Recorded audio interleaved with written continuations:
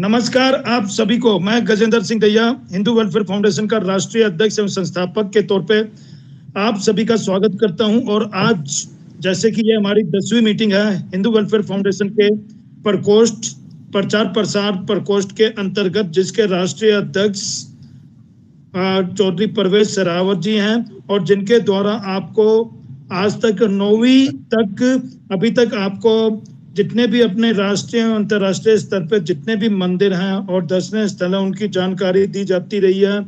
आज भी वही जानकारी आपको परवेज सरावत जी द्वारा दी जाएगी, लेकिन उससे पहले थोड़ा आपको हमारे यहाँ उपस्थित जो भी हमारे अपने परिवार हैं उनसे एक बार आपको रूबरू भी करवा दूं ताकि आप सभी को जानकारी भी हो। सबसे पहले मैं इंटरनेशनल लेवल पे, अंतर्राष्ट्रीय स्तर पे अपने वरिष्ठ ट्रस्टी हिंदू वेलफेयर फाउंडेशन के और साथ ही साथ ही बेटी बचाओ बेटी पढ़ाओ अभियान के ब्रांड एम्बेसडर और उसके साथ साथ वरिष्ठ मुख्य एडवाइजर यानी हमारे मुख्य सलाहकार और इसके साथ साथ हमारे वरिष्ठ सचिव डॉक्टर वीना अरोड़ा जी, उनका मैं स्वागत करता हूं। आपका स्वागत है दीदी। और इसके पश्चात हमारे धार्मिक प्रकोष्ठ के आज से इनका भी पद थोड़ा बदल गया है। हमारे आदरणीय स्वामी जगदीश्वरानंद महाराज जी का अब ये अंतरराष्ट्रीय स्तर पे धार्मिक प्रकोष्ठ को की शोभा बढ़ाएंगे अपने इस पद के अनुरूप। तो आचार्य जी आपका स्वागत है, जो कि अच्छा हमारे स्वामी जगदीश्वरानंद महाराज जी और साथ ही मार्गदर्शक मंडल भी हैं। ये मार्गदर्शक मंडल के तौर पे भी अपना ये सेवाएं दे रहे हैं। ऐसे ही डॉक्टर वीना अरोड़ा जी भी मार्गदर्शक मंडल के तौर पे अपनी सेवाएं दे रहे हैं। इसके साथ साथ दो जनों का और आपको जो यहाँ पे उपस्थित है उनका भी मैं आपको बता दूं, जानकारी दे दूं। इसके साथ साथ हमारे वरिष्ठ ट्रस्टी मेंबर हैं और उसके साथ साथ अंतरराष्ट्रीय स्तर पे जो मीडिया को संभाल रहे, मीडिया हेड और साथ ही आईटी के तौर पे संभाल रहे हैं, श्री सैम टंडन, जिनकी सेवाएं बहुमूल्य हैं हमारे लिए। जो भी हम मीटिंग करते हैं वो इनके बगैर नहीं संभव हो पाती है, तो उनका भी स्वागत है। और इसके साथ साथ आज हमारे साथ हिंदू वेलफेयर फाउंडेशन के हिसार से प्रेसिडेंट वहाँ के हमारे रोहित शर्मा जी, वो भी उपस्थित हैं। आप सभी का मैं स्वागत करता हूं। और मैं अपने भांजे चौधरी परवेज सरावत जी, जो कि अपने प्रचार प्रसार प्रकोष्ठ के अंतरराष्ट्रीय स्तर पे अध्यक्ष, उनको मैं अब कहूंगा कि वो भी अब आए और आज जो मीटिंग है और आज की जानकारी अपने हिंदुत्व के ऊपर, हिंदू संस्कृति के ऊपर, मंदिरों की और दर्शनीय स्थलों की जानकारी दे। परवेज जी। जी नमस्कार जी। आज मैं बात करूंगा, नवरात्रि चालू हो रहे हैं काली मठ के। तो काली मठ मंदिर है, ये रुद्रप्रयाग के वहां पर गौरीकुंड से 42 किलोमीटर है और उत्तर काशी से ये काली माता का एक बहुत ही प्राचीन मंदिर है और ये समुद्र तल से 1500 किलोमीटर की ऊंचाई पर है। काली मठ मंदिर ये उत्तर काशी में है। और इसके बारे में मैं बताऊंगा कि माता काली ने यहीं पे काली का रूप लेकर रक्तबीज और चंड मुंड का वध किया था। यहाँ पे काली मां ने प्रकट हो गए। ये बहुत ही शक्तिशाली पीठ है और इसको काली मठ के नाम से जानते हैं। और यहाँ पर जो है महालक्ष्मी और सरस्वती और महाकाली का वास है। ये एकमात्र ऐसा मंदिर है जहाँ पर तीनों देवियां इकट्ठी हैं। और मान्य है कि इसी जगह पर पार्वती माँ का जन्म हुआ था, इसी पत्थर की शिला पर माता पार्वती का जन्म भी इसी पर हुआ था। इसलिए जो काली मठ है ये बहुत ही शक्तिशाली और बहुत ही धार्मिक स्थल है। और यहाँ पर एक शिला है जिसको रक्त बीज शिला कहते हैं। बताते हैं कि माता ने रक्त बीज का वध इसी शिला पर रखकर किया था, तो इसलिए इसको रक्त बीज शिला भी कहा जाता है। और यहाँ पे एक नदी भी बहती है और उसी के ऊपर ये शिला रखी हुई है, नदी के कंठारे पर। तो काली मठ में शंकराचार्य ने जाकर इस मंदिर की स्थापना करी थी। आदित्य शंकराचार्य ने इस मंदिर की स्थापना की थी। और यहाँ पे जो है एक नवरात्रों में ही खुलता है। एक यहाँ पे जो है माता की कोई तस्वीर नहीं है, सिर्फ शिला है। और यहाँ पे एक गुफा है जो इन नवरात्रों में ही अष्टमी के दिन खोली जाती है। ये काली मठ जो है ये बहुत धार्मिक स्थल है और बहुत ही विख्यात है। और यहाँ पर बहुत से टूरिस्ट माता के दर्शन करने और माता की शिला के दर्शन करने यहाँ पर आते हैं। तो इसे काली मठ बोलते हैं। ये उत्तर काशी से 8 किलोमीटर दूर है और गौरीकुंड से 42 किलोमीटर दूर है। अब मैं बात करता हूँ मध्य प्रदेश के सतना में शारदा देवी मंदिर। ये शारदा देवी मंदिर ये बहुत ही मशहूर है। इसको मेहर वाली माता भी बोलते हैं और ये मध्य प्रदेश के सतना में है। यहाँ पर मान्यता है कि इनकी खोज अल्लाउद्दीन ने की थी।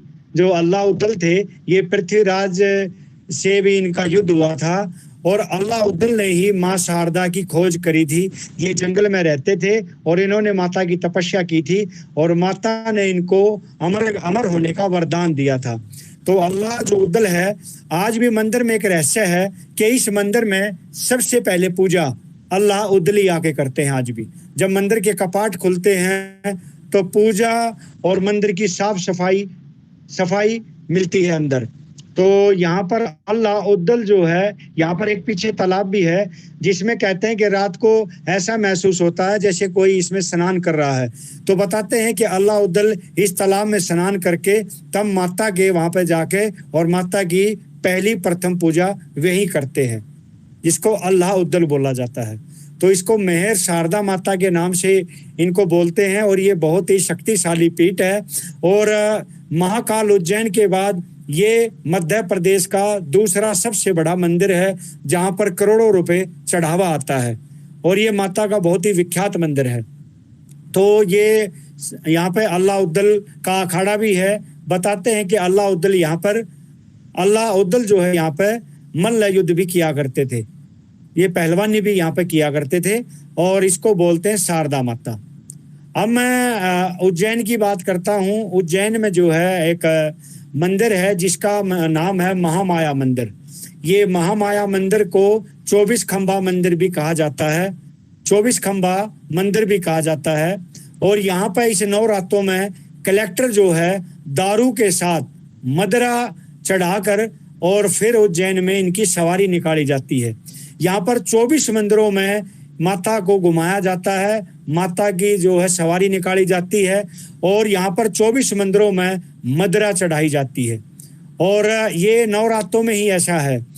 और यहाँ पर जो है जैसे जगन्नाथ की यात्रा होती है, ऐसे ही महामाया मंदिर में माता की सवारी जब निकालते हैं तो उसमें मदरा डाली जाती है और 25 किलो चंदन इसमें रखा जाता है। और हर मंदिर में सवारी जब चलती है तो हर मंदिर में जो है जल चढ़ाया जाता है, मदरा चढ़ाई जाती है। और एक अचंभे की बात है कि ये घड़ा, इसमें एक घड़ू किया जाता है, उसे मदरा तपती रहती है और ये मदरा जब पूरी परिक्रमा पूरी हो जाती है तभी ये माता के मंदिर में आके ये घड़ा की मदरा खत्म होती है। ये 24 मंदिरों में जब इनका चढ़ावा चढ़ता है और जल चढ़ता है उसके बाद ही ये यहाँ पे मंदिर में आकर ये समाप्त हो जाती है, मदरा और पानी समाप्त हो जाता है। तो ये एक रहस्य है क्योंकि ये माता का मंदिर जो है ये महामाया मंदिर के नाम से मशहूर है।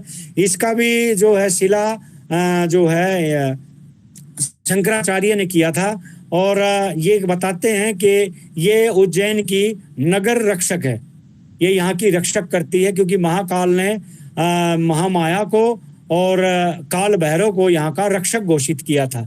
तो ये उज्जैन में जो महाकाल का मंदिर है, महामाया का मंदिर है, ये बहुत ही विख्यात है।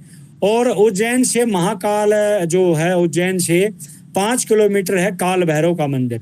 ये काल भैरव का मंदिर बहुत ही मशहूर है और यहाँ पे जो है काल भैरव को मदरा चढ़ाई जाती है। और एक अचंभे की बात है, एक कटोरे में जब मदरा रखकर इसके मुंह में रखी जाती है, मुंह पर, तो ये ऑटोमेटिक ही मदरा उस प्याले में से खत्म हो जाती है। आज तक ये नहीं पता कि ये मदरा जाती कहाँ है। अंग्रेजों ने भी इसकी मंदिर की खुदाई की थी, लेकिन वे भी जो है थक हार कर इनके काल भैरव के भगत हो गए थे। आज तक ये नहीं पता लगा कि ये इतनी मदिरा ये कहाँ खपत होती है, आज तक इसका ये नहीं पता। तो भैरव बाबा जो है वहां पे मदिरा पान करते हैं, हर दुकान पे आपको मदिरा मिलेगी और वहां पे हर आदमी जो है मदिरा चढ़ाता है। तो ये काल भैरव जो है ये भी रक्षक के तौर पर महाकाल ने वहां पर स्थापित किया था। काशी से इसको बुलाया था और महाकाल जो है वहां पर स्थापित हुआ था उज्जैन में। अब मैं उज्जैन में एक और मंदिर करता हूँ, ये 2 मंदिर मैंने बताए हैं। तीसरा जो आश्रम के गुरु थे संदीपन ऋषि जो है वो कृष्ण भगवान के गुरु थे, और कृष्ण भगवान का ने जो शिक्षा ली थी वो उज्जैन में ही सांदीपन के आश्रम में ली थी। और सांदीपन के आश्रम में ही भगवान परशुराम ने भगवान कृष्ण को सुदर्शन चक्र अर्पित किया था। परशुराम ने कहा था कि आप जिसके लिए तुमने अवतार लिया है, अब ये सुदर्शन चक्र आप संभालो। यहीं पर सुदामा की मित्रता हुई थी भगवान कृष्ण से, और आज भी सांदीपन आश्रम में शिक्षा का पाठ पढ़ाया जाता है और वहां पर गुरुकुल भी खुले हुए हैं। जब भी आप उज्जैन जाएं तो सांदीपन के आश्रम में आप जरूर जाएं। तो ये काली महाकाल का मंदिर और महामाया का मंदिर और सांदीपन का जो आश्रम है ये उज्जैन में है। अब मैं बात करता हूँ यहाँ तुंगनाथ के मंदिर की। जो तुंगनाथ मंदिर है ये हिमाचल उत्तराखंड में है और ये जोशीमठ के पास है। जो ये तुंगनाथ मंदिर है इसके बारे में ये है कि ये बहुत ही विख्यात मंदिर है। केदारनाथ पे जब भीम ने जो है जब बैल का रूप लेकर भगवान शिव आए थे तो इनकी पूंछ पकड़ ली थी भीम ने, तो ये धरती में धस गए थे। उस समय भगवान के 5 खंड हो गए थे और ये 5 खंड यहाँ पे केदारनाथ में तो पीठ पे पुजते हैं। केदारनाथ में पीठ पुजती है बैल की, और इनके खुर जो है वो तुंगनाथ में पुजते हैं, और इनके सींग जो है वो गोपीनाथ में पुजते हैं। और जो इनका शरीर है पाशु वो नेपाल में पुजता है, जिसको पाशुपतिनाथ बोला जाता है। ये जो है इनके खंड हो गए थे और ये यहाँ पर पुजते हैं। तो तुंगनाथ जो मंदिर है वो काफी मशहूर है। और यहाँ पर जो है चोपता एक जगह है जिसको अंग्रेज हाईलैंड ने मिनी स्विट्जरलैंड कहकर संबोधित किया था। ये बहुत ही अच्छी जगह है और यहाँ रंग बिरंगे फूल कुदरती खिलते हैं। और यहाँ पर बुग्याल संसार पूरे हिंदुस्तान में बुग्याल यहीं दिखाई देते हैं, और वो बुग्याल इतने शानदार होते हैं कि वे देखने में ही बहुत बढ़िया लगते हैं और कुदरती यहाँ पे फूल खिलते हैं। तो चोपता जब भी जाएं तो तुंगनाथ जो है चोपता से 3 किलोमीटर पड़ता है, तो आप चोपता में ठहरिए और तुंगनाथ के आप दर्शन कीजिए। ये बहुत ही अच्छा मंदिर है, शिव का एक बहुत ही अच्छा स्थान है। उसके बाद है आपका गोपीनाथ। ये गोपीनाथ मंदिर जो है ये भी उधर ही है, ये 40 किलोमीटर दूर है। तुंगनाथ से ये पहले पड़ता है एक रोड, वहीं पे ये पड़ता है गोपीनाथ मंदिर। इसके बारे में मैं आपको बताऊंगा गोपीनाथ के बारे में। यहाँ पे भगवान शिव ने जो है एक ताड़कासुर नाम का राक्षस था, उसने ब्रह्मा से अमर होने का वरदान मांगा था, लेकिन ब्रह्मा जी ने कहा कि मैं अमर का वरदान आपको नहीं दे सकता। तो उन्होंने कहा कि शिव जी तो फक्कड़ हैं, वो तो शादी नहीं करेंगे। तो उन्होंने ये वरदान मांगा था कि मेरी मृत्यु हो तो शिव जी के पुत्र के हाथों हो। तो देवताओं में हाहाकार मच गया और शिव जब सती अग्नि में समा गई थी तब वो बहुत दुखी होकर कैलाश पर जाकर उत्तराखंड में और वो तप करने लग गए थे। भगवान शिव ने जो तप किया था वो इसी जगह पर किया था, गोपीनाथ में तप करने लग गए। तो सभी देवता भयभीत हो गए कि ये तप पे तो लाखों हजारों साल तक जब शिव जी जो तप पे बैठ जाते हैं तो पता नहीं कितने साल में जाके ये उठेंगे। तो कामदेव इंद्रदेव ने कामदेव को भेजा और कामदेव ने अपना काम बाण चलाकर भगवान शिव की तपस्या भंग करी थी। तो भगवान शिव की जब तपस्या भंग करी तो उन्होंने त्रिशूल उठाकर कामदेव को मारने के लिए छोड़ा। तो वो त्रिशूल जो है यहाँ पर गोपीनाथ मंदिर में ही जमीन में गड़ गया था। तो आज ये इसी मंदिर में आज ये गड़ा हुआ है। और इस त्रिशूल का एक रहस्य है कि इस त्रिशूल को आप कितना ही बलवान हो, अगर जो इस त्रिशूल को अभिमान में आप हिलाओगे तो ये नहीं हिलेगा। और यदि आप परमात्मा का नाम लेकर तितली भी आंगली लगाओगे तो इसमें कंपन पैदा हो जाती है इस त्रिशूल में। तो इसमें ये जो है गोपीनाथ मंदिर जो है, इसमें ये बड़ी शक्ति है। और गोपीनाथ मंदिर जब भी, ये सारे के सारे मंदिर ये इधर ही पड़ते हैं, तो आप जब भी जाएं तो यहाँ पे गोपीनाथ मंदिर के दर्शन भी जरूर करके आए। अब मैं बात करता हूँ आपके केदारनाथ के बारे में। जो केदारनाथ हमारा मंदिर है, ये एक बहुत ही चमत्कारी मंदिर है और इसकी बहुत ही जो है ख्याति है। आपको बता दूं कि ये 400 साल तक बर्फ में दबा रहा। जो हमारा केदारनाथ मंदिर है, ये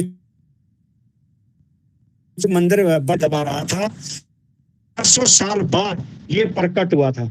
तो ये केदारनाथ जो मंदिर है, ये ज्योतिर्लिंगों में आता है और ये बहुत ही शिव का निवास स्थान है।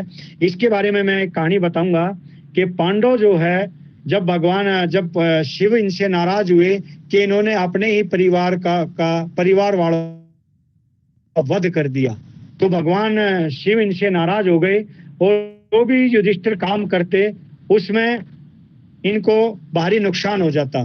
तो इन्होंने भगवान कृष्ण से पूछा कि हमारे साथ ये क्या हो रहा है।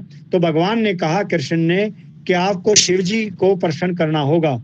जब तक शिव प्रसन्न नहीं होंगे, जब तक आपके काम ठीक नहीं होंगे। तो ये भगवान शिव की खोज में निकल गए। जहां भी शिव जी इनको जहां भी ये जाते, वहीं से शिव गायब हो जाते। अंत में ये केदारनाथ में आ गए और इन्होंने केदारनाथ में आने के बाद इन्होंने देखा, पांडवों ने जब ये केदारनाथ आए तो भगवान शिव ने बैल का रूप ले लिया कि वैसे तो ये पहचान लेंगे। जब यहाँ पर भगवान का शिव ने अनेकों गायों का भी अपनी माया से, गायें भी बहुत सी आ गई यहाँ पे, तो गायों के बीच में ही ये बैल जो है छुपकर जाने लगा। तो भीम ने क्रोध में आकर पहाड़ के दोनों तरफ अपने पैर फैला लिए और जब ये जाने लगे, सब गायों को निकाल दिया। तो ये बैल जो है वहां से जा नहीं रहा था। तो भीम ने सोचा कि हो ना हो ये शिव है, क्योंकि ये जाता नहीं। तो भगवान शिव के जब ये पीछे लगे तो भगवान दौड़ पड़े और पीछे से भीम ने इनकी पूंछ पकड़ ली। जैसे ही पूंछ पकड़ी, ये धरती में धंसते चले गए और ये पीठ इनकी रह गई। कुल पीठ ही जो है आज इनकी पूजी जाती है और इनका जो शरीर है वो पाशुपतिनाथ में निकला, जो इनका मुख है, जिसको आज हम पाशुपतिनाथ। तो ये यहाँ पर जो है पांडवों ने, जो शिव जी हैं, इनकी भक्ति से बड़े प्रसन्न हुए और इनको दर्शन दिए। दर्शन देने के बाद भगवान ने कहा कि अब मैं तुम्हें सारे पापों से मुक्त करता हूँ। तो इस केदारनाथ मंदिर की भी स्थापना पांडवों ने ही की थी। केदारनाथ की जो स्थापना है ये पांडवों ने की थी और ये देखने में बहुत ही अच्छा मंदिर है। और इस केदारनाथ मंदिर के बारे में मैं एक और बात बताऊंगा कि यहाँ पे नर नारायण ने तप किया था। जो नर नारायण है उन्होंने तप किया था और तप करने के बाद भगवान शिव यहाँ प्रकट हुए थे और इन्होंने नर नारायण ने ये वरदान मांगा था कि भगवान हम यही चाहते हैं कि जहाँ हम तप करें वहाँ आप भी स्थापित हो। तो ये भगवान केदारनाथ जी वहाँ पर स्थापित हो गए और नर नारायण बद्रीनाथ की तरफ चले गए। तो ये केदारनाथ जो है ये शिव का स्थान है। और यहाँ पे जो है एक बात है कि यहाँ पे जब 6 महीने के लिए ये मंदिर बंद हो जाते हैं, कपाट बंद हो जाते हैं, तो एक रहस्य आज तक भी है कि जब कपाट खुलते हैं तो ऐसी ही सफाई मिलती है जैसी सफाई करके हमने कपाट बंद किए थे। ऐसी सफाई इस मंदिर में मिलती है और यहाँ पे दीप जलता मिलता है, जैसे हमने छोड़ा था वो दीप कपाट खुलने के बाद वैसे ही हमें जलता मिलता है। तो ये यहाँ का चमत्कार है। बताते हैं कि जब दुनियादारी से जब ये कट जाते हैं तो नारद मुनि और अंगिरा ऋषि इन मंदिरों की देखभाल करते हैं और वही यहाँ की सफाई करते हैं। तो ये केदारनाथ मंदिर के बारे में मैंने बताया। तो ये एक बहुत चमत्कारी मंदिर है। और जब 2013 में यहाँ पे विपदा आई थी तो एक पत्थर आकर केदारनाथ के पीछे अड़ गया था और उसके 2 फाड़ कर लिए थे जल के। तो आज इसको भीमशिला के नाम से पूजा करते हैं लोग इसकी। ये केदारनाथ के बिल्कुल पीछे है ये पत्थर और इसको भीमशिला के नाम से लोग पूजते हैं। इसको भीमशिला बोलते हैं। कहते हैं कि भीम ने ही आकर ये जल जो है ये मंदिर बचाया और जल की 2 फाड़ कर दी। तो इसलिए इसको भीमशिला नाम से आज पूजा जाता है। जब भी जाएं तो इस शिला के आप दर्शन करें। अब मैं बात करता हूं बद्रीनाथ की। जो बद्रीनाथ आश्रम है, इसके बारे में, ये भी शिव जी का ही स्थान हुआ करता और नर नारायण का ये स्थान है। नर नारायण जो है वही अर्जुन और कृष्ण बन के आए थे और वहीं राम और लक्ष्मण बनकर आए थे। जब जब धरती पर पाप बढ़ते हैं तो ये जो है नर नारायण अपना अवतार धरती पर लेते हैं। नर नारायण की ये जगह है। एक बार की बात है, नर नारायण के पीछे ही नीलकंठ पर्वत है। इस नीलकंठ पर्वत पे ही भगवान विष्णु बालक रूप में आ गए थे। बालक रूप में आ गए थे को ये जगह बहुत बढ़िया लगी। और जहां पर शिव और पार्वती ने इन बच्चे को देखा तो पार्वती इस बच्चे पर बहुत मोहित हो गई और उन्होंने कहा कि ये बच्चा तो बहुत सुंदर है, इसको तो मैं अब गोद लूंगी। तो इन्होंने कहा, शिव जानते थे कि ये मायावी विष्णु भगवान है। उन्होंने काफी मना किया कि ये कोई नहीं है, ये साक्षात भगवान है, लेकिन पार्वती नहीं मानी। तो आखिर में जो है अपने मंदिर में इसको सवा के पार्वती चले गए, पार्वती शिव घूमने चले गए नीलकंठ पर्वत की तरफ। जब वापस आए तो इन्होंने जो है आवाजें दी तो इस बच्चे ने कहा कि मैं अभी सो रहा हूँ, अब मैं नहीं जगूंगा, अब ये जगह मेरी हो गई। तो इन्होंने जो है यहाँ पर विष्णु भगवान ने इस जगह पर अपना स्थान शिव जी से मांगा और पार्वती से मांगा। उन्होंने कहा कि ये जगह अब मुझे चाहिए। तो ये इस मंदिर से बाहर नहीं आए और भगवान शिव और पार्वती इस जगह को छोड़कर और वे नीलकंठ पर्वत की तरफ चले गए। आज भी वहां पर नर नारायण पहाड़ के ऊपर भगवान शिव के पैरों के निशान हैं और नर नारायण के पहाड़ के बीच में जो पैर हैं वे भगवान शिव जी के ही पैरों के निशान हैं। जो ये बद्रीनाथ आश्रम जो नाम पड़ा, ये क्यों पड़ा, इसके बारे में बताऊंगा। एक बार की बात है, भगवान विष्णु यहाँ पर तप कर रहे थे और माँ यहाँ पर बेर का पेड़ था। जंगली जो बेर हैं, जंगली जो बेर होते हैं, जंगली बेर, बेर का पेड़ था, उसके नीचे भगवान विष्णु जो है तप कर रहे थे। और जब लक्ष्मी को पता लगा तो लक्ष्मी ने यहाँ आकर एक बेर का ही पेड़ का रूप ले लिया और इसके ऊपर छांव करी कि जितनी बर्फ पड़ेगी वो मेरे ऊपर ही पड़ेगी। तो भगवान विष्णु यहाँ तप कर रहे थे और लक्ष्मी ने यहाँ पर बेर का पेड़ जो है उसका रूप धारण किया और जितनी भी बर्फ पड़ी वो अपने ऊपर ओट ली। उन्होंने, पार्वती ने ना, लक्ष्मी ने इनको अपने ऊपर ओट लिया बर्फ को। तो जैसे ही भगवान विष्णु की तपस्या खुली और उन्होंने देखा कि इस बेरी के पेड़ ने मुझे बचाया है बर्फ से, तो उन्होंने देखा कि ये तो लक्ष्मी है। तो लक्ष्मी जब वहां आई तो उन्होंने वरदान मांगने को कहा। तो उसने कहा कि आप बेरी के पेड़ के रूप में प्रकट हुई हो, इसलिए इस स्थान का नाम बद्रीनाथ होगा। तो इसका नाम बद्रीनाथ हो गया और ये लक्ष्मी का और विष्णु भगवान का मुख्य स्थान है। और यहाँ पर बद्री जो नारायण की जो मूर्त है वो काले रंग की है, बिल्कुल काले रंग की है। और इस मंदिर की स्थापना भी शंकराचार्य ने की थी। और यहाँ पर जो है ब्रह्म कुंड भी है और लक्ष्मी कुंड भी है। यहाँ पर गर्म पानी के भी स्रोत निकलते हैं। आप जब भी जाएं इनमें स्नान कर कर जरूर आएं, गौरी कुंड में और ब्रह्म कुंड में। तो ये जो है बद्रीनाथ जो है मंदाकिनी नदी के बिल्कुल ऊपर है और जब भी जाएं आप बद्रीनाथ के दर्शन जरूर करें और नर नारायण पहाड़ के भी आप दर्शन करें। तो ये मैंने आपको बताए हैं। और अब मैं बताता हूँ श्री हेमकुंड साहब।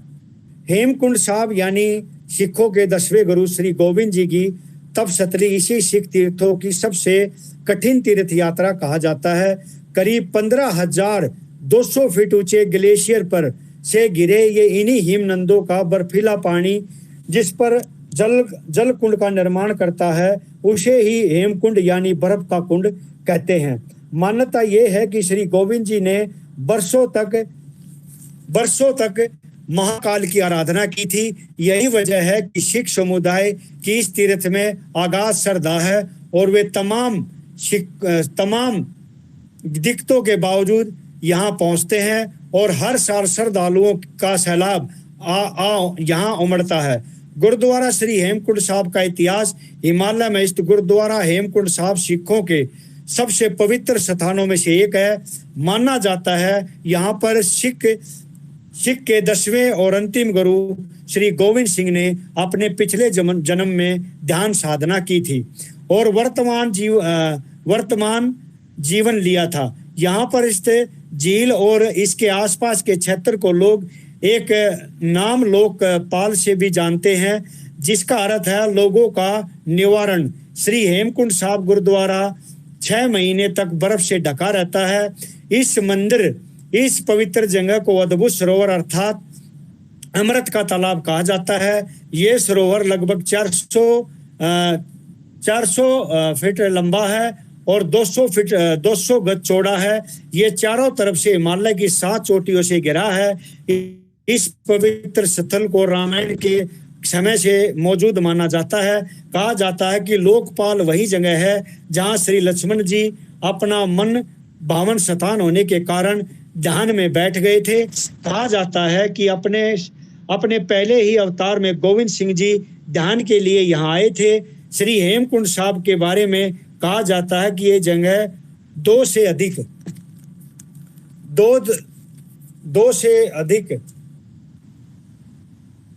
सौंप दिया। गोविंद धाम में पहली संरचना को मोहनदास द्वारा निर्मित किया गया था।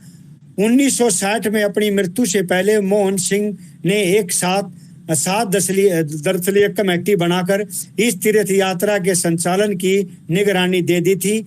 जोशीमठ, गोविंद घाट और गोविंद धाम में गुरुद्वारों में सभी तीर्थ यात्रियों के लिए भोजन और आवास उपलब्ध कराने का प्रबंध इसी कमेटी द्वारा किया जाता है। गोविंद घाट से श्री हेमकुंड साहिब की दूरी 19 किलोमीटर है। इसे पैदल या घोड़ों पर तय किया जा सकता है। अंतिम 3 किलोमीटर जो ग्लेशियर वाला हिस्सा है वह सिर्फ पैदल ही तय करना पड़ता है। ये मैंने हेमकुंड साहिब के बारे में बताया। ये यहाँ पर लक्ष्मण जी ने भी तप किया था। यहाँ पर लक्ष्मण जी का भी मंदिर है और यहाँ पर गुरु गोविंद सिंह ने 7 निशान अपने 7 झंडे जो है यहाँ पर लगाए थे, लेकिन किस्मत वालों को ही 1-2 ही दिखते हैं, लेकिन 7 किसी को नहीं दिखते। वे बर्फ में ढके रहते हैं और तालाब जो है बर्फ में भी बर्फीले उसमें बर्फ से ढका रहता है। लेकिन यहाँ पर यात्री बहुत जाते हैं और ये बहुत ही स्वर्ग की जगह है और लक्ष्मण का भी मंदिर यहाँ पर देखने लायक है। तो ये हेमकुंड साहिब जो है ये बहुत ही अच्छी जगह है। अब मैं उत्तराखंड के ही पास में करता हूँ। उत्तराखंड राज्य के गढ़वाल क्षेत्र में चमोली जिले में स्थित है नंदा राष्ट्रीय उद्यान और फूलों की घाटी। राष्ट्रीय उद्यान सम्मिलित रूप से विश्व धरोहर स्थल घोषित है। फूलों की घाटी उद्यान 87 वर्ग किलोमीटर क्षेत्र में फैला है। चमोली जिले में इस फूलों की घाटी को विश्व संगठन यूनेस्को द्वारा सन 1982 में राष्ट्रीय उद्यान घोषित किया गया था। पर्वतों से घिरा हुआ और 500 से अधिक प्रजातियों से सजा हुआ ये क्षेत्र बागवानी विशेषज्ञों या फूल प्रेमियों के लिए एक विश्व प्रसिद्ध स्थल है। स्थानीय लोग इन्हें परियों और किन्नरों का निवास समझकर यहाँ आने से अब भी कतराते हैं। हालांकि पर्वतराही प्रैक्सिमित ने 1931 में इसकी खोज की थी और तब से ही ये एक पर्यटक स्थल बन गया। हनुमान संजीवनी बूटी खोज में इसी घाटी में पधारे थे। गोविंद घाट से 3 किलोमीटर ये फूलों की घाटी है। यहाँ पे जो है हनुमान जी भी जब संजीवनी बूटी लेने आए थे तो यहाँ पर कुछ देर के लिए ये ठहरे थे। इन्होंने कई तरह के फूल देखकर इसको संजीवनी पहाड़ समझ लिया था, लेकिन जब इनको पता लगा तो ये आगे द्रोणगिरी पर्वत चले गए थे। यहाँ पे जो है किन्नर और परियां बताते हैं यहाँ के लोग आते हैं, तो इसलिए लोग यहाँ जाने से कतराते हैं। लेकिन पर्यटक यहाँ पे बहुत जाते हैं, लेकिन स्थानीय लोग यहाँ पर कम जाते हैं। यहाँ पर 500 किस्म के फूल हैं और यहाँ पर ऐसे फूल हैं कि जो हर बीमारी का इलाज भी कर दें, और ऐसे फूल भी हैं जो एक बार लग जाएं तो पूरे शरीर में एलर्जी पैदा कर दें। और ऐसे फूल भी हैं जिनकी खुशबू अगर जो आपको मिल जाए तो आप आनंदमुग्ध हो जाए, आपकी सेहत ऐसी हो जाए जैसे खिली। तो ये 500 किस्म के फूल ये फूलों की घाटी में हैं, तो इनको फूलों की घाटी बोला जाता है। और ये गोविंद घाट से हेमकुंड साहिब से 3 किलोमीटर दूर है। फूलों की घाटी। अब मैं बात करता हूँ रेनबो माउंटेन।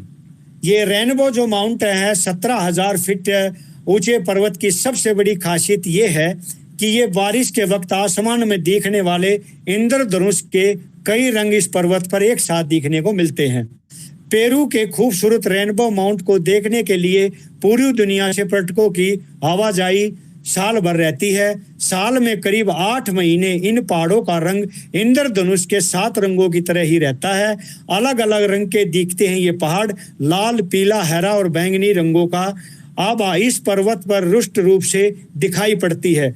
बरसात और बर्फबारी मौसम में पर्वत तक पहुंचने के लिए पर्यटकों को बहुत दुर्गम रास्तों से यहाँ से गुजरना पड़ता है, लेकिन ये बहुत ही अच्छी जगह है।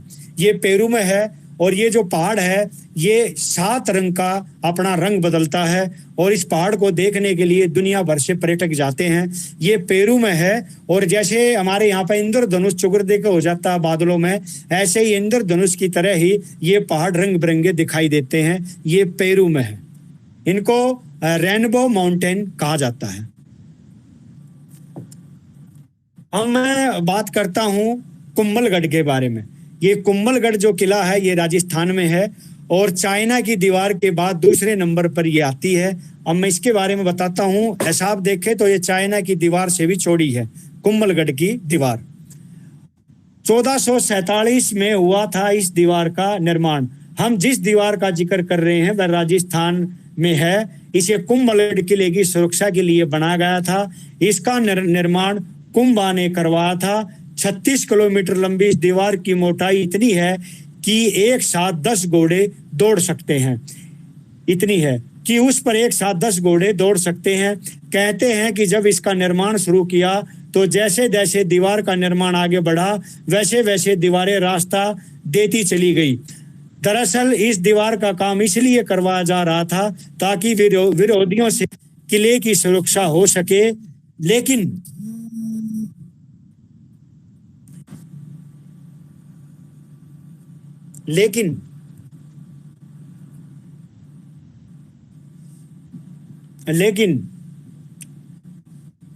दरअसल इस दीवार का काम इसलिए करवाया जा रहा था ताकि विरोधियों से किले की सुरक्षा हो सके। दीवारें थी कि बंद होने का नाम ही नहीं ले रही थी। तब कारीगरों ने राजा को बताया कि ये किसी देवी का वास है। ऐसे बलि ने बना दी ये 36 किलोमीटर की दीवार। कारीगरों की बात सुनकर राजा ने एक संत को बुलाया और उनसे समस्या का समाधान पूछा। तब संत ने बताया कि देवी इस काम को तभी आगे बढ़ने देगी जब स्वेच्छा से कोई मानव बलि के लिए खुद को प्रस्तुत करेगा। राजा इस बात से चिंतित होकर सोचने लगे कि आखिर कौन इसके लिए आगे आएगा। तभी संत ने कहा कि वह खुद बलिदान के लिए तैयार है और इसके लिए राजा से आज्ञा मांगी। संत ने कहा कि वह पहाड़ी पर जिस स्थान पर रुके उन्हें वहीं मारा जाए और उसी स्थान पर देवी का मंदिर बनाया जाए। कहते हैं कि वह संत 36 किलोमीटर चलने के बाद रुके थे। कहते हैं कि जहां उनका सिर गिरा वहां वह मुख्य द्वार है और जहां पर उसका शरीर गिरा वहां दूसरा मुख्य द्वार है। इस किले में पृथ्वीराज और महाराणा सांगा का बचपन बीता है। चीन की दीवार के बाद ये दीवार सबसे लंबी है। इसके आगे चीन की दीवार भी फैल है चौड़ाई में। तो ये कुंभलगढ़ की जो दीवार है ये 36 किलोमीटर है और बहुत ही शानदार है ये। और ये एक संत ने ही यहाँ पे ये बनवाई थी अपनी बलि देकर। तो वहाँ पर माता का भी मंदिर है और इनका जहाँ पर शीश कटा था वहाँ पर मुख्य द्वार है और जहाँ पर इसका धड़ रह गया था वो इन किले का दूसरा मुख्य द्वार है। तो ये यहाँ पे कुंभलगढ़ का जो किला राजस्थान में ये बहुत मशहूर है। अब मैं बात करता हूँ कोणार्क मंदिर, उड़ीसा का जो कोणार्क मंदिर है ये मंदिर जो है कोणार्क गंगा राजवंश के प्रसिद्ध शासक राजा नरसिंहा देव ने 1247 से 1255 ईस्वी के बीच 1200 मजदूरों की सहायता से बनाया था।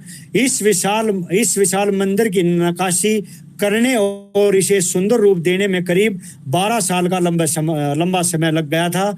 इस विश्व प्रसिद्ध कोणार्क सूर्य मंदिर का आकार भगवान एक भव्य और विशाल रथ की तरह, जिसमें 24 रथ के चक्के और 7 घोड़े नृत्य करते दिख रहे हैं। एक कथा के अनुसार भगवान श्री कृष्ण के पुत्र शाम नारद मुनि ने श्राप दिया। नारद ने कुष्ठ रोग होने का श्राप दे दिया। वहीं से श्राप से बचने के लिए ऋषि कटक ने सूर्य देव की कठोर तपस्या और आराधना करने की सलाह दी थी। शाम को इसके बाद चंद्रभागा नदी के तट पर मित्रवन के पास करीब 12 सालों तक कष्ट निवारण देव सूर्य का कठोर तप किया था। वहीं इसके बाद एक दिन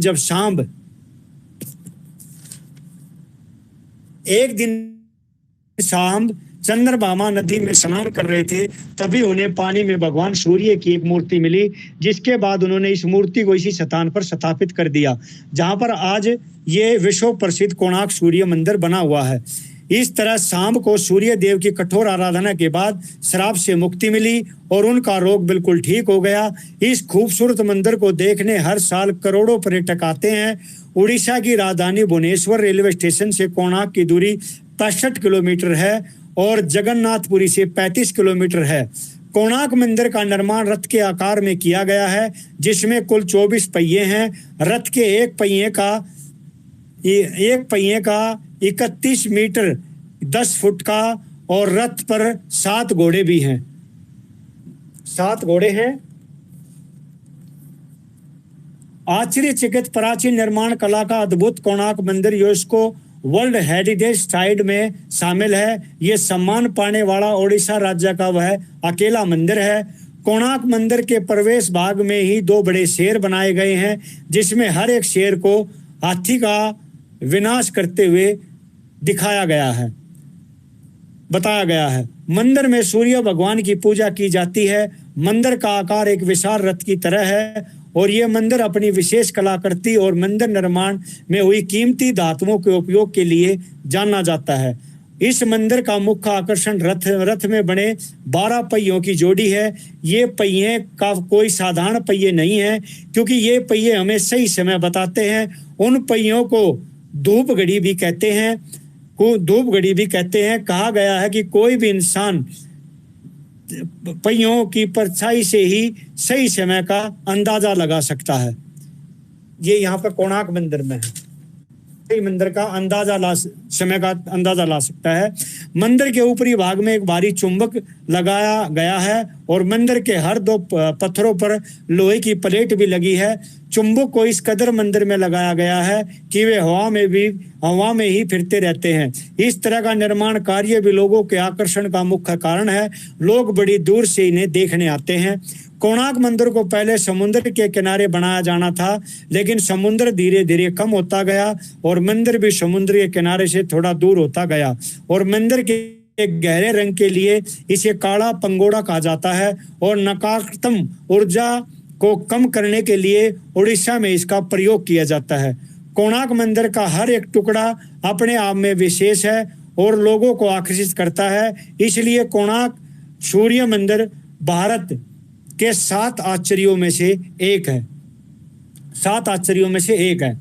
इस मंदिर हर दिन सुबह सूरज की पहली किरण नाटकीय मंदिर से होकर मंदिर के मध्य भाग में आती है। अवक्षेपण के समय ब्रिटिशों ने चुंबकीय धातु हासिल करने के लिए चुंबक निकाल दिया। माना जाता है कि कोणार्क मंदिर में सूर्य की पहली किरण सीधे मुख्य प्रवेश द्वार पर पड़ती है। सूर्य की किरणें मंदिर से पार होकर मूर्ति के केंद्र में हीरे से प्रबंधित होकर चमकदार दिखाई देती है। कोणार्क के सूर्य मंदिर परिसर में नाट्य मंदिर यानी नृत्य का हॉल भी देखने लायक है। तो ये जो कोणार्क मंदिर है ये बहुत ही शानदार मंदिर है और ये मंदिर सूर्य को समर्पित है।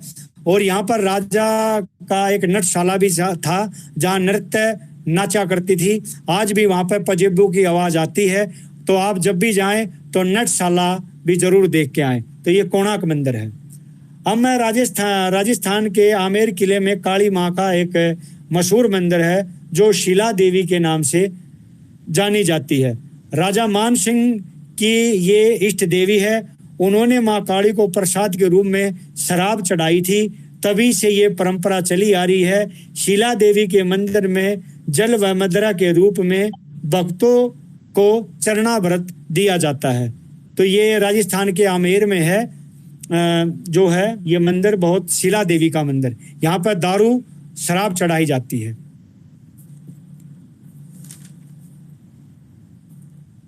अब मैं बात करता हूँ हरिद्वार में स्थित दक्षिणीय काली मंदिर के बारे में।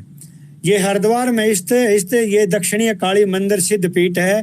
मान्यता ये है कि यहाँ आने वाले हर भगत की मुराद जरूर पूरी होती है। मंदिर में स्थानीय माँ काली की प्रतिमा का मुख पूर्व दिशा की ओर है। यही वजह है कि इस मंदिर को दक्षिणीय काली मंदिर के नाम से जाना जाता है। बाबा कामराज जी ने इसकी स्थापना की थी। स्थानीय जानकार बताते हैं कि मंदिर की स्थापना बाबा कामराज जी ने की थी। कहते हैं कि माँ काली ने उन्हें सपने में इस मंदिर की स्थापना करने का निर्देश दिया था। इसके अलावा बाबा कामराज ने इसी जगह पर अल्लाह और उनकी पत्नी मथला को यहाँ पर दीक्षा दी थी। यहाँ दह पर काले और सफेद रंग के नाग नागिन के जोड़े रहते हैं। साथ ही अजगर भी निवास करता है। इस मंदिर में माँ काली को हर शनिवार कई भगत शराब चढ़ाते हैं। तो ये हरिद्वार में है दक्षिणीय महाकाली मंदिर। यहाँ पे जो है सफेद और काले नाग नागिन का जोड़ा रहता है और अजगर रहता है, और हर शनिवार पर यहाँ पर दारू शराब चढ़ाई जाती है। ये मान्यता है कि माता को शराब चढ़ाने से नशे की लत छूट जाती है। दक्षिणीय काली मंदिर हरिद्वार नजीफाबाद हाईवे से चिल्ला जाने वाले मार्ग पर स्थापित है। रेलवे स्टेशन और बस स्टेशन से मंदिर जाने के लिए वाहन आसानी से यहाँ पर मिल जाते हैं। तो ये यहाँ पर दक्षिणीय जो है ये मंदिर है हरिद्वार में। अब मैं बात करता हूँ भारत में ब्रह्मा जी का मंदिर। भारत में ब्रह्मा जी का एक ही मंदिर राजस्थान के पुष्कर में है। ब्रजनाश का वध करने के पश्चात, ब्रजनाश एक राक्षस था, उसका वध करने के पश्चात ब्रह्मा जी पुष्कर में यज्ञ का आयोजन किया। इस यज्ञ में उनकी पत्नी का बैठना आवश्यक था। सभी देवी देवता यज्ञ स्थल में पहुंच गए, किंतु ब्रह्मा जी की पत्नी सावित्री नहीं पहुंची। शुभ मुहूर्त निकलता देख ब्रह्मा जी ने एक गुज्जर कन्या गायत्री से विवाह कर लिया और उनके साथ यज्ञ में बैठी। इसी बीच सावित्री यज्ञ में पहुंच गई। वहां गायत्री को यज्ञ में ब्रह्मा जी के साथ देखकर क्रोधित हो गई। उन्होंने ब्रह्मा जी को श्राप दे दिया कि उनकी कहीं भी पूजा नहीं की जाएगी। ये सावित्री ने उनको श्राप दे दिया कि उनकी कहीं भी पूजा नहीं की जाएगी। भगवान विष्णु ने ब्रह्मा जी की सहायता की थी, इसलिए सावित्री ने क्रोध से वे भी नहीं बच पाए। उन्हें पत्नी विरह का कष्ट भोगने का श्राप दिया। इसलिए भगवान विष्णु के अवतार श्री राम को 14 वर्ष के वनवास के दौरान पत्नी सीता से अलग रहना पड़ा। क्रोध के आवेश में सावित्री ने नारद को आजीवन कंवारा रहने का श्राप दिया। ब्रह्मा जी और गायत्री का विवाह कराने वाले ब्राह्मणों और यज्ञ में लाई गई गायों को भी सावित्री ने क्रोध का भागी बनना पड़ा। ब्राह्मणों को श्राप मिला कि उन्हें चाहे कितना भी दान मिल जाए पर वह कर्म संतुष्ट नहीं होगा, वे संतुष्ट नहीं होंगे कितना भी मिल जाए। गायों को कलयुग में गंदगी खाने का श्राप दिया। यज्ञ के अग्नि कुंड में सम्मिलित अग्निदेव को उन्होंने कलयुग में अपमानित होने का श्राप दिया। इस पृथ्वी पर मात्र पुष्कर ही वह स्थान है जहां ब्रह्मा जी की पूजा होती है। कार्तिक पूर्णिमा में लगता मेला कहा जाता है कि ब्रह्मा जी ने कार्तिक पूर्णिमा के दिन ही स्थान पर यज्ञ किया था। अतः इस अवसर पर लगने वाले मेले के दौरान देश के विभिन्न भागों से पधारे भक्तजन ब्रह्मा जी के मंदिर के दर्शन के लिए पहुंचते हैं। सावित्री मंदिर राजस्थान के प्रसिद्ध धार्मिक पुष्कर अजमेर में स्थित है। रत्नागिरी पहाड़ी के सिर पर सावित्री मंदिर को 1687 ईस्वी में बनाया गया था। ये प्रसिद्ध मंदिर भगवान ब्रह्मा जी की त्यागी गई पत्नी सावित्री को समर्पित है। ऐसा माना जाता है कि पुष्कर में पहुंचने पर देवी सावित्री ने इसी पहाड़ी पर विश्राम किया था। पुष्कर का सबसे निकटतम रेलवे स्टेशन अजमेर है, जहां से बस और कैब की सुविधा प्राप्त कर पुष्कर पहुंचा जा सकता है। मंदिर के प्रवेश द्वार पर हंस बना हुआ है। मंदिर के भीतर ब्रह्मा जी और माता गायत्री की मूर्तियां स्थापित हैं। पुष्कर में अप्रैल ब्रह्मा जी की 5 पत्नियां थी।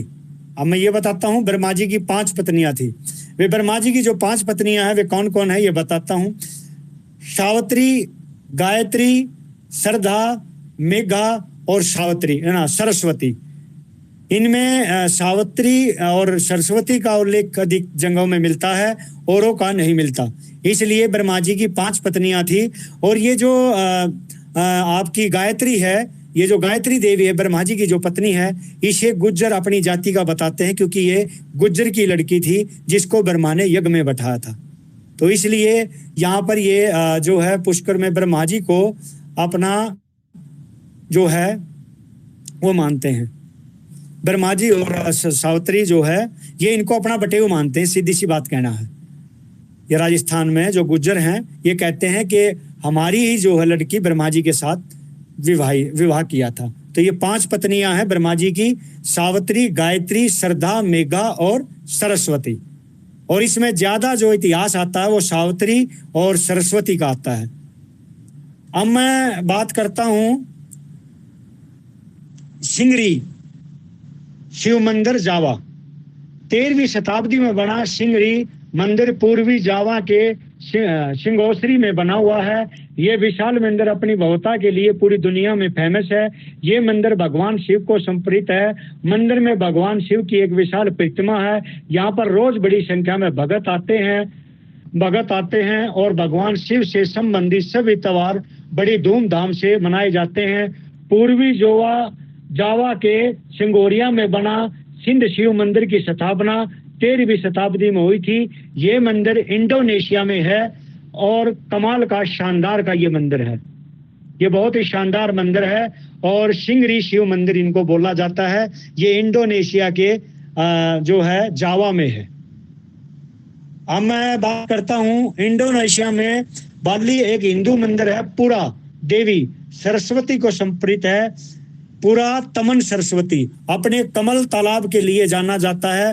तालाब में बहुत बड़ा कमल का फूल खिलता है। इसे देखने के लिए दुनिया भर के पर्यटक आते हैं। इस मंदिर को देखने के लिए पूरा तमन सरस्वती का निर्माण 1941 में शुरू हुआ और 1942 में पूरा हुआ। विद्या, साहित्य और कला की हिंदू देवी सरस्वती को समर्पित सरस्वती माता की शानदार मूर्ति है। मंदिर में 3 देवता ब्रह्मा, विष्णु, महेश की त्रिमूर्ति की भी यहाँ पर पूजा होती है। यहाँ पर सरस्वती का ये संप्रीत बहुत ही विख्यात मंदिर है। और तालाब में कमल का फूल खिलता है और इस तालाब के कमल का फूल इतना खिल जाता है कि लोग जो है इसे देखने के लिए रोज पता नहीं कितने आते हैं। यहाँ पर बहुत ही शानदार कमल खिलता है ये।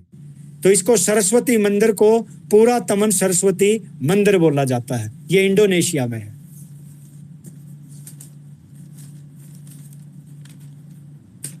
अब मैं बात करता हूं तन्हातोल। ये तन्हातोल ये इंडोनेशिया का विश्व विख्यात मंदिर है। साथ ही ये छायाकारी के शौकीनों और विदेशी पर्यटकों के बीच विशेष रूप से लोकप्रिय है। तन्हातोल का बाली भाषा में अर्थ समुद्री भूमि होता है। ये देवप्रसार से लगभग 20 किलोमीटर की दूरी पर स्थित है। माना जाता है कि पूरा तन्हातोल का निर्माण 14वीं शताब्दी में एक पुजारी निर्धन ने कराया था। दक्षिणी तट के किनारे चलते चलते हुए वो इस स्थान पर आ पहुंचे और उन्हें इस स्थान की सुंदरता ने मोह लिया। कुछ मछुआरों ने उन्हें देखा और उन्हें उपहार प्रदान किए। निर्धन ने फिर रात इस शिला पर बिताई। फिर बाद में उन्होंने इस समुद्र के टापू पर मंदिर बनाया। माना जाता है एक कथा के अनुसार कि निर्धन के दुपट्टे से बना एक विशाल समुद्री सर्प इस मंदिर की आज भी सुरक्षा करता है।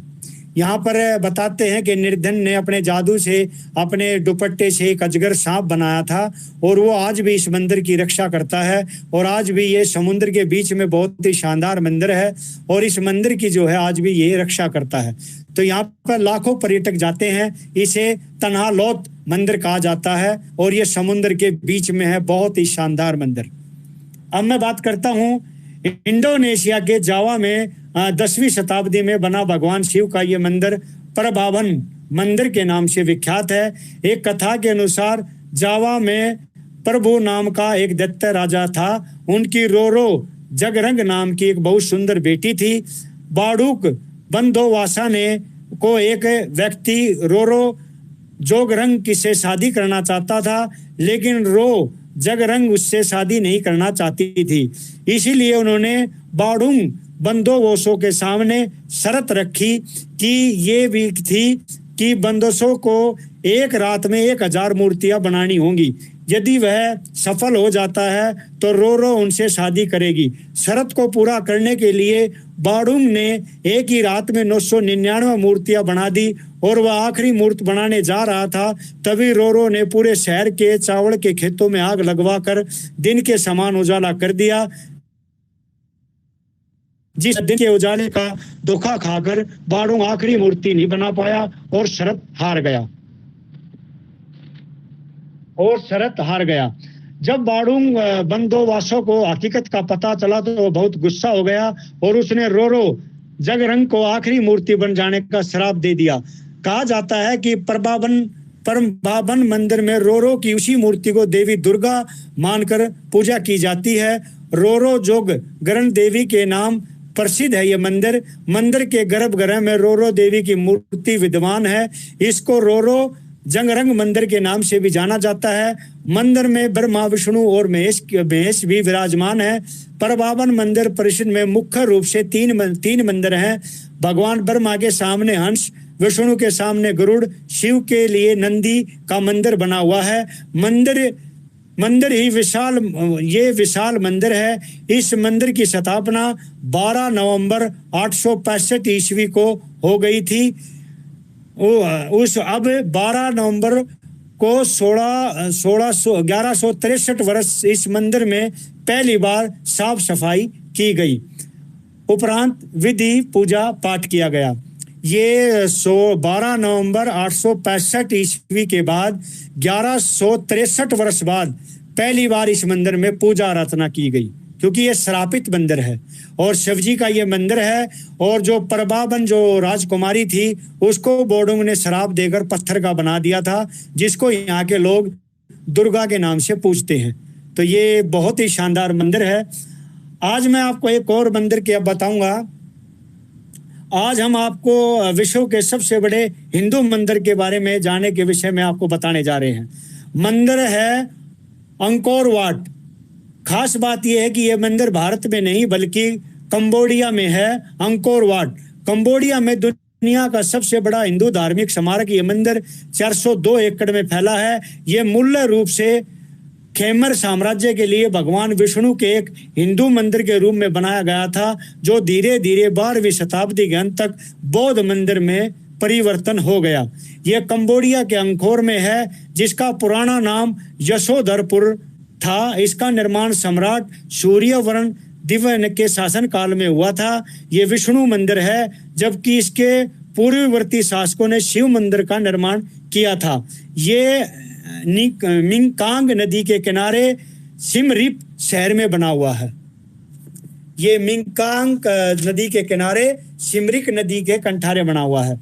ये मंदिर आज भी संसार का सबसे बड़ा हिंदू मंदिर है, जो सैकड़ों वर्ग मील फैला हुआ है। राष्ट्र के लिए सम्मान के प्रतीक इस मंदिर को 1983 से कंबोडिया के राष्ट्रीय ध्वज में भी स्थान दिया गया है। यह मंदिर यूनेस्को के विश्व धरोहर स्थलों में से एक है। आज का अंकोर धाम के चारों ओर 330 फुट चौड़ी खाई है, जो सदा जल से भरी रहती है। नगर और खाई के बीच एक विशाल वर्गाकार प्राचीन नगर की रक्षा करती है। महल शिखर की ऊंचाई लगभग 150 फीट है। इस ऊंचे शिखरों के चारों ओर अनेक छोटे छोटे शिखर बने हुए हैं, जिनकी संख्या लगभग 50 के आसपास है। इन शिखरों के चारों ओर शिव की मूर्तियां बनी हुई हैं। इस मंदिर की रक्षा भी एक चतुर्थी खाई करती है, जिसकी चौड़ाई लगभग 700 फुट है। दूर से यह लंबाई झील के समान दिखती है। मंदिर के पश्चिम की ओर इस खाई को पार करने के लिए एक पुल बनाया गया है। पुल के पार मंदिर में प्रवेश के लिए इस विशाल द्वारा निर्मित है। वे लगभग 1000 फीट चौड़ा है और ये मंदिर जो है बहुत विशाल है। यहाँ पर जो है मैं आपको बताऊं 700 फुट लंबी खाई है जो इस मंदिर की रक्षा करती है और 1000 फुट का विशाल पुल है जिसको पार करने के बाद ही आप मंदिर में पहुंच सकते हैं। तो ये यहाँ पे जो है आपको बता दिया कंबोडिया में अंकोर वाट का मंदिर, ये बहुत बढ़िया मंदिर है। अब मैं एक आखिरी बताना चाहता हूँ आपको, ये प्राचीन बेबीलोन का रेशम झूला है। आज के समय का इराक के हैंगिंग गार्डन, ये पहले बेबीलोन कहा जाता था लेकिन अब हेली गार्डन के नाम से ये इराक में है। इसके बारे में मैं आपको बताऊं, मशहूर है ये हैंगिंग गार्डन के नाम से मशहूर है। इन बगीचों को कई मंजिलों छतों पर मिट्टी के से कैसे उगाया होगा और ये जड़ें के पृथ्वी के में गए बिना कैसे लगे रहे होंगे। बगीचों को दुनिया प्राचीन आश्चर्यों में से शामिल किया गया है। ये बेबीलोन के जो बाग हैं इनके 16 रोचक मैं आपको बातें बताऊंगा, ये बहुत शानदार है। बेबीलोन के झूलते बाग प्राचीन विश्व के 7 अजूबों में से एक लौते ऐसे अजूबे हैं जो शायद कभी अस्तित्व में ही नहीं थे। कहा जाता है कि इन बागों को राजा नबूकदनेस्सर दूसरे द्वारा अपनी रानी एमेटिक को खुश करने के लिए बनाया गया था। इनके बारे में मैं बताऊंगा। ये बेबीलोन का जो महल है ये बहुत ही शानदार है। यहाँ पर एक अचंभे की बात ये है कि ये 3 मंजिला महल है और यहाँ पर हरियाली इनके ऊपर छतों पर इतनी है, ये आज भी हरियाली बेल हैं और बिगर पानी के ही ये बेल रहती हैं और यहाँ पर झूलती रहती हैं। ये अचंभे की बात है कि बिगर पृथ्वी पे ये उगे हुए और बिगर जड़ के ये झूले कैसे झूलते रहते हैं। ये बगीचे बेबीलोन के महलों में हैं और यहाँ पे फवारे भी हैं। यहाँ पे एक कुआं है, यहाँ के लोग कहते हैं कि शायद इन्हीं कुएं से यहाँ पर पानी दिया जाता था, लेकिन इतने हजारों साल हो गए इन बातों को, लेकिन आज भी ये बगीचे इतने ही महल में हरे भरे हैं। तो ये रानी के जैसे ताजमहल शाहजहां ने मुमताज के लिए बनाया था, ऐसे ही राजा ने ये अपनी रानी के लिए बनाया था, क्योंकि रानी को पहाड़ों में और झरनों में बहुत दिलचस्पी थी, तो उन्होंने इनके लिए इन झूलों का निर्माण किया गया था। तो ये बगीचे बहुत ही अपने आप में 7 अजूबों में ये शामिल आते हैं और ये हमेशा आपको झूलते दिखाई देंगे, ना इसमें कोई पानी देता ना कुछ। तो ये एक आश्चर्यचकित बेबीलोन के ये इराक में ये झूले हैं। तो ये बहुत ही शानदार ये झूले हैं।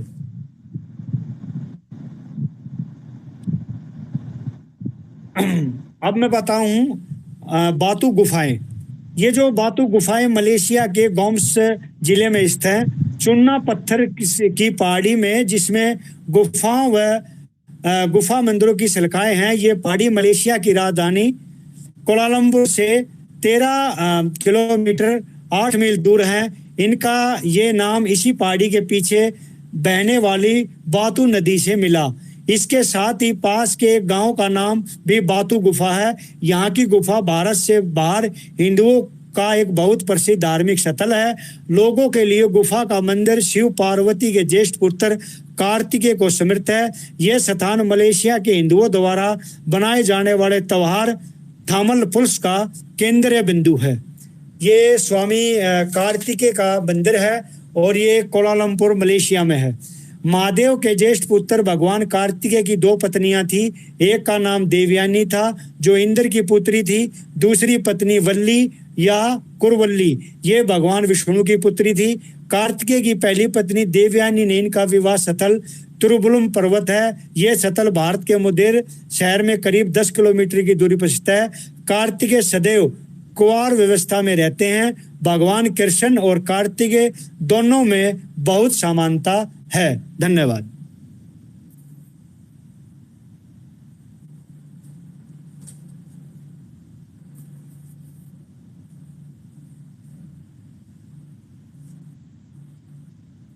आवाज नहीं आ रही? बहुत बहुत धन्यवाद भांजे चौधरी परवेज रावत जी। आपने जो आज बहुत ही अच्छी जानकारी दी है शिव जी के बारे में, पार्वती जी के बारे में, फूलों की घाटी के बारे में, कंबोडिया के मंदिरों के बारे में, और आपने उनके साथ साथ भीम जी की और पांडवों के बारे में जो जानकारी थी, वाकई में बहुत ही अच्छी जानकारी हमें आज प्राप्त हुई है। और आज फिर भी मैं एक चीज कहना चाहूंगा कि हिंदू मंदिरों के बारे में हम जो जानकारियां दे रहे हैं, लेकिन अभी भी लोग उपस्थित नहीं हो पा रहे हैं। मैं चाहता हूं कि ये हिंदू मंदिरों के बारे में जो कि हम राष्ट्रीय और अंतर्राष्ट्रीय स्तर पर जितनी भी जानकारियां दे रहे हैं, ये आप तक पहुंचे। हमारा उद्देश्य है आप सभी को एक अच्छी जानकारी देना और अच्छी जानकारी के साथ साथ आप सभी को इस जानकारी से रूबरू करवाना। लेकिन देखने में यही आ रहा है कि बार बार हम कह रहे हैं कि अपने हिंदुत्व और हिंदू संस्कृति से संबंधित आप सभी उपस्थित हों।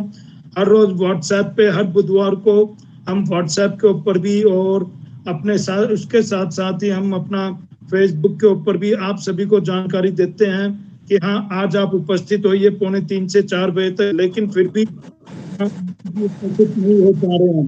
तो मैं चाहूंगा एक और हम शुरुआत करने जा रहे हैं कि अब जो भी उपस्थित होंगे हमारे यहाँ पे, आगे से उनको हम एक सर्टिफिकेट भी जारी किया जाएगा। जो भी उपस्थित होंगे यानी उनका एक उपस्थिति का एक सर्टिफिकेट हिंदू वेलफेयर फाउंडेशन की तरफ से दिया जाएगा।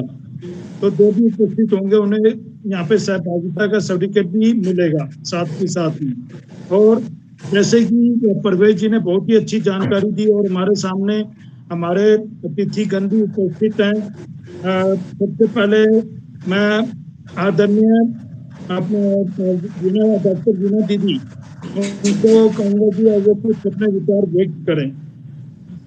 सबसे पहले तो मेरा नमस्कार। और प्रवेश जी, आपने बहुत अच्छी जानकारी दी। बहुत जो आजकल नवरात्रे चल रहे हैं, नवरात्रे कल स्टार्ट हैं, और सबको मैं हार्दिक माता रानी की सब पर कृपा बने रहे, सभी को हार्दिक शुभकामनाएं देती हूँ, बधाई देती हूँ।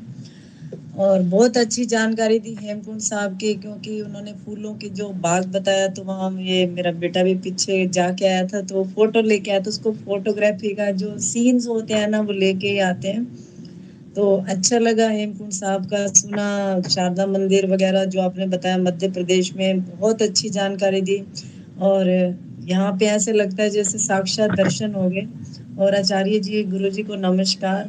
और इसी के साथ ही, क्योंकि टाइम हो जाता है, और अब ये एक ही शब्द कहना चाहूंगी, जो हमारे बिंदु फाउंडेशन के अध्यक्ष जी हैं मिस्टर गजेंद्र सिंह दहिया जी, वो ये मतलब हमारी एक वो है कि जो भी इसमें पार्टिसिपेशन करेगा उसको पार्टिसिपेशन सर्टिफिकेट दे दिया जाएगा। और मैं आप सबसे अनुरोध करती हूँ, और सभी जितने लोग इसको सुनेंगे, इसको ज्यादा से ज्यादा इसका लाभ उठा सके, इसको सुन सके, क्योंकि हमारे साथ गुरुजी भी जुड़े होते हैं। प्रवेश जी ने बहुत अच्छी जानकारी देते हैं और बहुत कुछ अच्छा सीखने को मिलता है। आचार्य जी हमारे साथ है और हिसार से भी इस टाइम जुड़े हुए हैं। और हमारी हिंदू वेलफेयर फाउंडेशन की टीम यही चाहती है कि आप हमारे को, जो हमारे भारत को जाने, देश को जाने, सब देश को जाने, मतलब और अच्छी बात है सारी जगह इसका जानना। तो यहाँ घर बैठे आपको जानकारी मिल जाती है, और कहीं पे भी जाते हो तो आपको कोई तकलीफ नहीं होती। और इसी के साथ मैं 2 वर्ड सुनाना चाहूंगी, क्योंकि मधुर वाणी, क्योंकि प्रवेश जी बहुत मधुर आवाज में बोलते हैं। मधुर वाणी घर की धन दौलत और शांति घर की लक्ष्मी कहलाती है। मधुर वाणी घर की धन दौलत और शांति घर की लक्ष्मी कहलाती है। पैसा घर का मेहमान और एकता घर की ममता कहलाती है। पैसा तो घर का मेहमान होता है, कभी आता है कभी चला जाता है, लेकिन घर जो घर की एकता होती है वो घर की लक्ष्मी कहलाती है। तो इन सभी के साथ नमस्कार, आदरणीय सभी को मेरा नमस्कार, धन्यवाद, जय हिंद, जय श्री राम। और जैसे कि अभी आपको जानकारी में हमारे आदरणीय डॉक्टर वीना अरोड़ा दीदी जी ने भी आपको बताया है। अब मैं आपके सामने हमारे गुरुजी, जो कि स्वामी जगदीश्वरानंद महाराज जी, जिनके बारे में मैं आपको जानकारी भी देना चाहूँगा कि स्वामी जगदीश्वरानंद महाराज जी हिंदू वेलफेयर फाउंडेशन के अंतर्राष्ट्रीय स्तर पर अपना अंतर्राष्ट्रीय स्तर पर और साथ के साथ ही धार्मिक प्रकोष्ठ को वो संभाल रहे हैं, और इसके साथ ही यूनिवर्सल ब्रांड एम्बेसडर भी हैं। और इसके साथ साथ आज के समय में व्याकरण एवं प्राणाचार्य के साथ साथ ज्योतिषाचार्य भी हैं। और आज के समय में जो आप हर रोज पंचांग और राशिफल आप सभी देखते हैं और आपके पास पहुंचाई जाती है, वो इन्हीं गुरुजी स्वामी जगदीश्वरानंद महाराज जी के सहयोग से ही आप सभी के सामने पहुंचाई जाती है। आपकी कोई भी समस्या हो, आपकी कोई भी अगर आपके व्यापार में कोई बढ़ोतरी नहीं हो रही हो, या आपको कोई भी घर से संबंधित समस्या हो, या कोई भी जानकारी आप चाहते हो, तो आप इन निम्नलिखित नंबर जो मैं आपको स्वामी जगदीश्वरानंद महाराज जी से सीधा संपर्क करने के लिए कहूंगा कि आप वहां पे आप उनसे सीधा संपर्क कीजिए। नंबर आपके सामने है 7351543249। फिर दोबारा नंबर मैं आपको बता रहा हूँ, 7351543249। और दूसरा नंबर है 9720723229, 9720723229। ये है हमारे गुरुजी स्वामी जगदीश्वरानंद महाराज। आप कभी भी इनसे किसी भी समय संपर्क करके हिंदू वेलफेयर फाउंडेशन का नाम लेकर के इनसे संपर्क कर सकते हैं। और साथ ही इनसे किसी भी प्रकार की आपकी जानकारी चाहते हो, कोई भी समस्या से संबंधित या कोई भी जानकारी, व्यापार ना बढ़ पा रहा हो या घर में कोई बात हो या कोई ऐसी जानकारी चाहते हो, तो आप निसंकोच होकर के इनसे आप जानकारी ले सकते हैं। आज का, जैसे कि अभी रोहित शर्मा जी भी हमारे साथ बैठे हैं, मैं चाहूंगा कि रोहित शर्मा जी कुछ आप कहना चाहेंगे। अनम्यूट कीजिए रोहित जी। आदरणीय अध्यक्ष जी नमस्कार। बहन वीना जी को वंदन मेरा जी, और भाई प्रवेश जी को मेरा सादर प्रणाम। आपकी जो आपने इतने इतिहास के बारे में इतनी विस्तृत रूप से जानकारी देते हैं, आपका तहे दिल से आभार व्यक्त करता हूँ मैं। Thank you. और आपका जो इतना बढ़िया बोलने का तरीका है, इतनी स्पष्टता से आप जो जानकारी देते हैं इतिहास के बारे में, बहुत बढ़िया जी, बहुत बढ़िया। मैं तो इस मीटिंग का वेट करता हूँ, लेकिन क्या करें, कुछ कारण ऐसे हैं कि मैं इस मीटिंग में उपस्थित नहीं हो पाता। उसके लिए मैं आप सबसे क्षमा चाहता हूँ। बाकी मेरी कोशिश रहती है ये मीटिंग मैं अटेंड करूँ।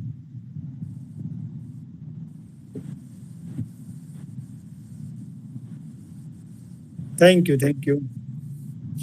अब आखिर में हमारे जो सबसे ज्यादा जिनका सहयोग रहता है, श्री सैम टंडन, जो कि आईटी हेड अंतरराष्ट्रीय स्तर पे और उसके साथ साथ मीडिया हेड के साथ साथ हिंदू वेलफेयर फाउंडेशन के ट्रस्टी मेंबर भी हैं, और जिनका सहयोग अप्रतिम है। उनके सहयोग के बगैर हमारा कुछ भी नहीं।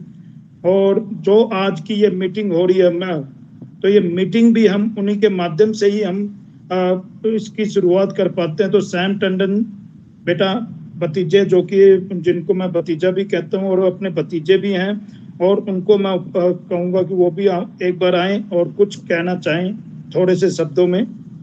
जी, सबसे पहले मैं धन्यवाद करना चाहूँगा हिंदू वेलफेयर फाउंडेशन के नेशनल प्रेसिडेंट चौधरी गजेंद्र सिंह दैया जी का, जिन्होंने मुझे अवसर दिया अपने फाउंडेशन में जुटने का और कार्य करने का।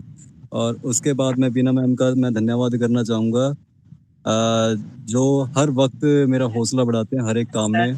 और प्रवेश भाई जी का मैं इसलिए धन्यवाद करना चाहूँगा, जिन स्थलों के बारे में प्रवेश भाई जी बताते हैं, वो ना तो हमें गूगल पे मिलते हैं, ना किसी भी न्यूज़पेपर में, मैगजीन में। क्योंकि पहले जो न्यूज़पेपर आते थे उनमें थोड़ा बहुत होता था धर्म के बारे में और टूरिस्ट प्लेस के बारे में, लेकिन आजकल ये बिल्कुल पिछड़ता जा रहा है। तो मैं इनका बहुत तहे दिल से धन्यवाद करना चाहूँगा कि वो हमें महत्वपूर्ण जानकारी हमें प्रदान करते हैं। और ये सज्जन है, हिसाब से मैं इनका धन्यवाद करना चाहूँगा। ये हमारे जो प्रोग्राम है इसमें ज्वाइन किया इन्होंने। बाकी थैंक यू सो मच। एक मिनट फोन कर लिया फटाफट। और जैसे कि अभी आपने सैम टंडन, जो कि हमारे अंतरराष्ट्रीय आईटी एवं मीडिया हेड हैं और साथ ही साथ ही ट्रस्टी मेंबर हैं, उनके विचार सुने। अब मैं आप सभी से आज्ञा लेना चाहूंगा और हर अगले बुधवार को इसी समय और इसी टाइम पर आपसे फिर मिलेंगे। डॉक्टर आस्था अरोड़ा आ रहे हैं, 1 मिनट उनको दीजिए। तो नमस्ते करना चाहेंगे सैम भैया और आपसे, मामू से। तो बिल्कुल तो 1 मिनट आ जाओ बेटा। तो प्रवेश जी है, तो अभी छुट्टी ले रखी थी उन्होंने आज, तो घर पे ही हैं। आ जाओ बेटा, इधर ही आ जाओ। हाँ, तो ये डॉक्टर साहब आ गए हैं। हेलो, नमस्कार। Hello hello. हेलो हेलो बेटा, हेलो। डॉक्टर आस्था अरोड़ा जो कि मेरी भांजी हैं और साथ ही हिंदू वेलफेयर फाउंडेशन के साथ जुड़ी हुई हैं। डॉक्टर आस्था अरोड़ा, आप अपने आप ही अपना परिचय भी दीजिए कि आप किस पोस्ट पे यहाँ पे जुड़े हुए हैं और थोड़ा अपने विचार भी व्यक्त कीजिए। जैसे कि आप सुन भी रहे हैं कई दिनों से कि परवेज भाई ने आपके बहुत ही ऐसी जानकारियां दे रहे हैं जो कि हर किसी की कोई इनकी जानकारी नहीं है। हाँ जी, डॉक्टर आस्था अरोड़ा।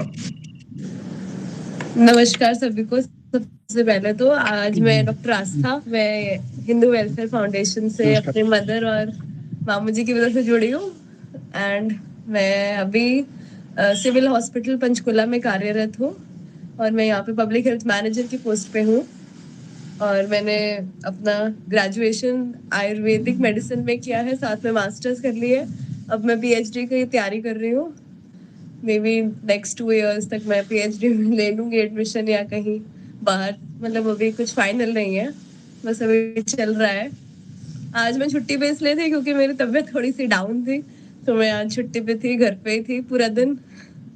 तो बस अभी मम्मा को देखा काफी देर से जुड़े हुए थे, तो मैंने कहा मम्मी 2 मिनट मैं भी बात कर लेती हूँ सबसे, इसलिए मैं आप लोगों के साथ जुड़ी। Thank you very much. Thank you. And you all are doing very good, specially मामू एंड सैम भैया। एंड नमस्कार प्रवेश जी। नमस्कार। Thank you.